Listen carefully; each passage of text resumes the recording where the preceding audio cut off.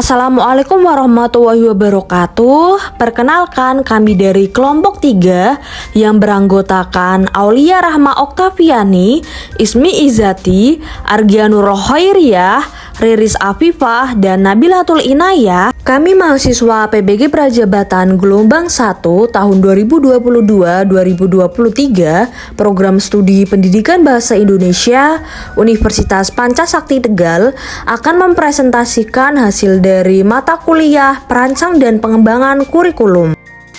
Pada kesempatan kali ini kami akan membahas dari hasil ruang kolaborasi topik 1 yaitu tentang prinsip kontinuitas. Selamat menyaksikan. Definisi prinsip kontinuitas. Prinsip kontinuitas yaitu perkembangan dan proses belajar anak berlangsung secara berkesinambungan, tidak terputus-putus.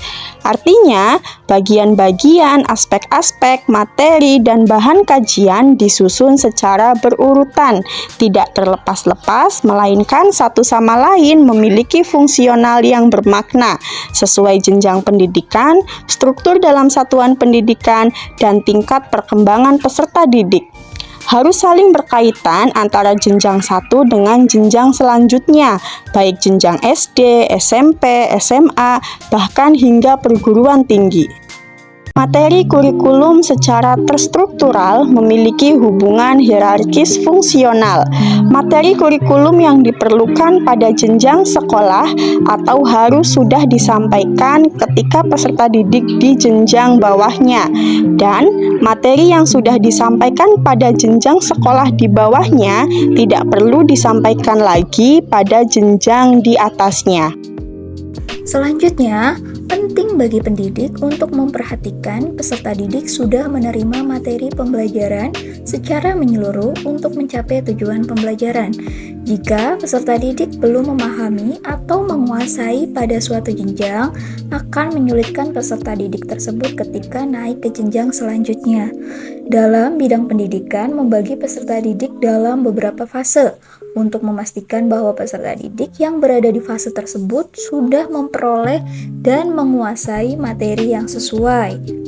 Dengan demikian, dapat dihindari adanya pengulangan materi yang dapat mengakibatkan kebosanan pada siswa dan ketidakpastian siswa untuk memperoleh materi di mana mereka sebelumnya tidak memperoleh materi dasar yang memadai. Selanjutnya, implementasi prinsip kontinuitas dalam kelas. Yang pertama, pada mata pelajaran IPA. Misalnya, untuk mengubah angka temperatur dari skala Celcius ke skala Fahrenheit, dalam IPA diperlukan keterampilan dalam menganian pecahan. Karenanya, pelajaran mengenai bilangan pecahan tersebut hendaknya sudah diberikan sebelum anak didik mempelajari cara mengubah temperatur itu. Implementasi prinsip kontinuitas dalam kelas. Yang kedua itu ada pada tahap pelajaran bahasa Indonesia. Ketika akan diajarkan keterampilan menulis teks ulasan cerpen, maka pembelajaran tersebut hanya dapat diajarkan ketika peserta didik sudah diajarkan keterampilan membaca cerpen agar hasil belajar pun maksimal atau disebut perlengkapan studi yang berkesinambungan. Sekian presentasi dari kelompok 3 mengenai prinsip kontinuitas. Semoga bermanfaat.